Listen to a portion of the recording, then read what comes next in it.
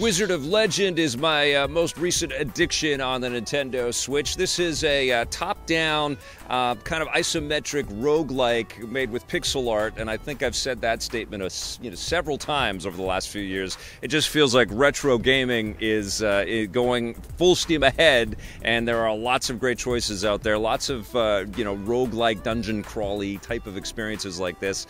But this feels a little bit different. First of all, you play a wizard that is really powerful right from the get-go. You start off in this museum and you learn to kind of utilize some of the mechanics of the gameplay. You understand that the cards offer these different magic spells. They're called arcana within the game. And then you can also pick up relics and other things that can augment your character. And then you're sent off into what's called these chaos trials, which is really the kind of roguelike experience. And it's randomized for you every time you do it with different settings and backgrounds. You might be in a kind of a lava kind of dungeon or an ice type dungeon.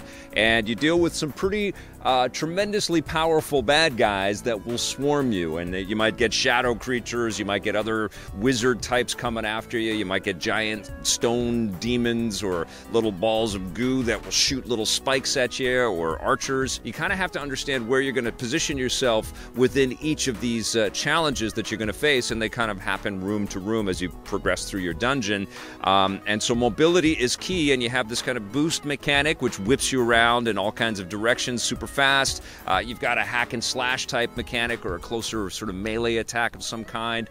You also have these super powerful attacks, and I loved this sort of flaming dragon effect that I got early on in the game.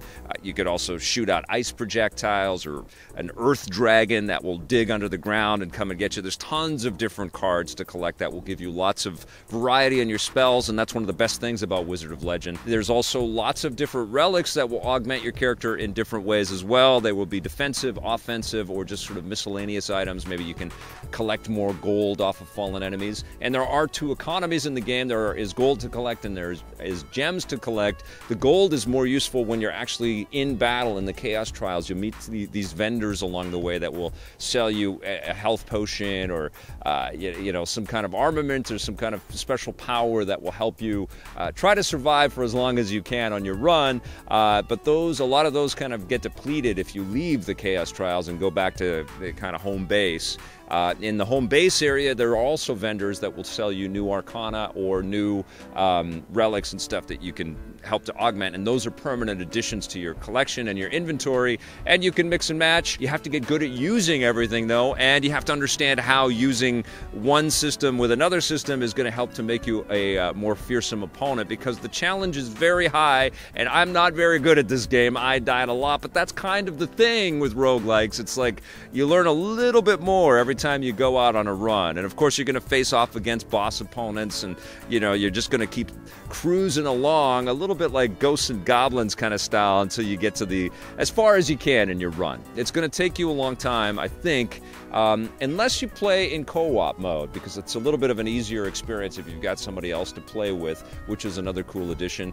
I just love the fluidity, and the animations are fantastic, and all of the spell effects. This was a really easy game to get into and pick up and play. I just love the aesthetics and the style, and the music is fantastic. It's composed by Dale North, who's a friend of mine. He used to be a video game journalist and used to cover the business, and he said, nah, I'm gonna go and follow my true passion and make music for video games. And this is one of the first games that I'm playing where I'm experiencing his work, and man, did he make the right choice. His music is incredible in this game.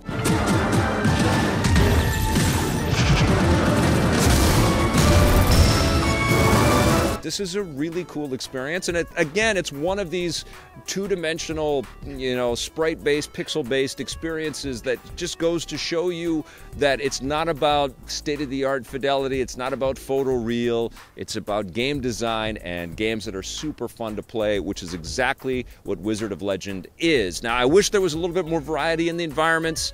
I wish that the difficulty ramp was a little bit easier. It wouldn't be a bad thing for this game to offer some difficulty options, but I have very little to quibble about this game. I think it's terrific. I'm going to give Wizard of Legend an 8.5 out of 10.